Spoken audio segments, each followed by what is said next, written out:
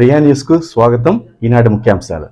పాల్వంచ మండలం బసవతార కాలనీ హనుమాన్ ఆలయంలో అయ్యప్ప స్వామి పడిపూజ జరుపుల వెంకటేశ్వరులు గురుస్వామి ఆధ్వర్యంలో ఉత్సవ విగ్రహానికి పూలాభిషేకం వివిధ ప్రాంతాల నుంచి తరలివచ్చి భజనలు చేసి అయ్యప్ప సాయిబాబా భవాని అయ్యప్ప పడిపూజలో దివ్యాంగ కళాకారుడు పాడిన తరించిన భక్తులు అయ్యప్ప స్వామి భజన ఊరెత్తిన బసవతార కాలనీ వీధులు భక్తులకు అన్నప్రసాదం జర్నలిస్ట్ ఖలీస్ ఆధ్వర్యంలో వితరణ. స్వామివారి ఆశీస్సులు ఉండాలని గురుస్వామి భక్తులను